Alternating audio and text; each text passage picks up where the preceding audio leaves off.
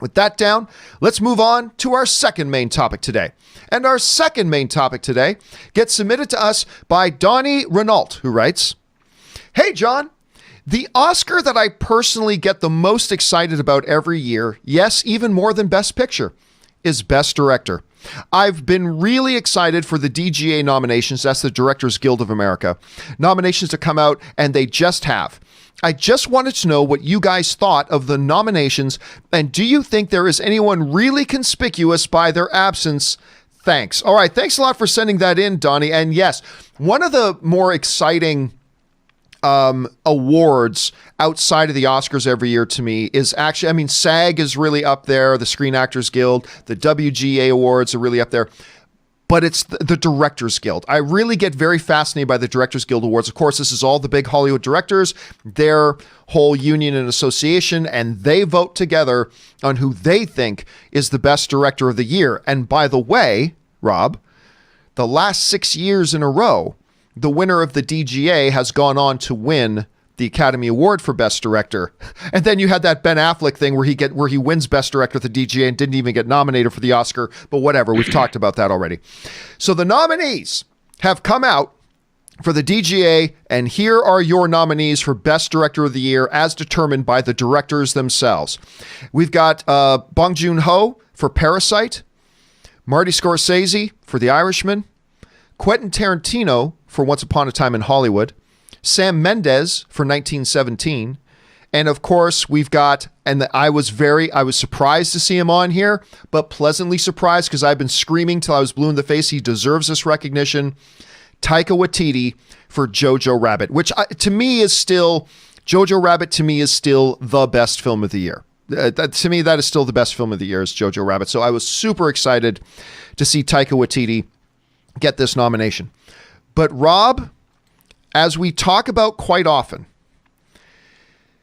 the thing about the Directors Awards, most awards other than Best Picture, because you can have up to 10 nominees, the things about these awards, including the Directors Award, is that there are only 5 spots. There are 5 nominees and 5 nominees only. So that means in every category, be it actor, cinematography, screenwriting, and direction, only 5 nominees.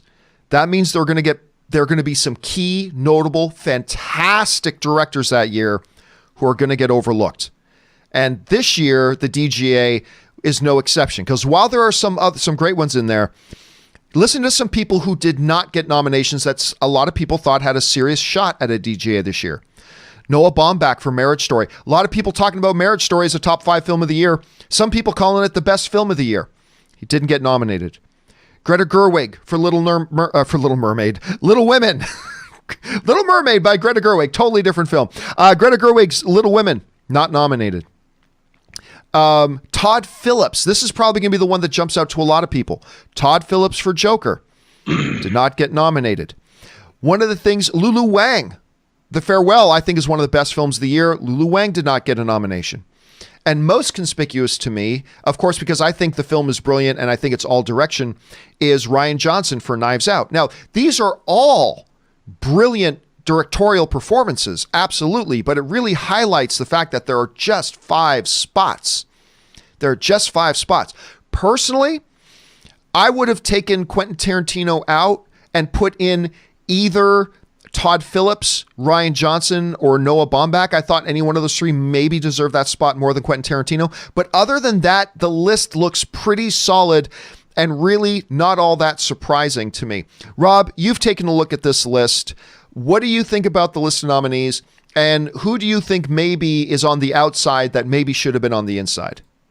Well, actually, I have to say I thought it was a terrific list. While, Noah Baumbach and Greta Gerwig and Lulu Wang might not have been nominated, or even Rian Johnson. And by the way, I thought Knives Out was beautifully directed. But, I was very happy with the DGA nominations. I think they're all very well deserved. I think it's exactly who should be there. I mean, there's only a few names. There's somebody that's always going to be left out. And what's amazing, John, is for all the people that are bitching about superhero movies taking over the multiplexes, I think these awards, both with the Golden Globes and what we're seeing with the DGA or the WGA, are speaking to just how good some of the cinema that we've got now really is, and how vibrant motion pictures are. And this list from the DGA, look at the diversity in terms of the kind of, and I mean in terms of stories, in terms of what's being told. I mean, there's going to be a lot of talk of whether female directors were getting snubbed or things like that. But I really think that as far as this list goes, the DGA has done a really great job of showcasing the fine work that we're seeing in cinemas these days. I agree. And I think it's a great list. And listen, guys, I suppose now the question just falls to you.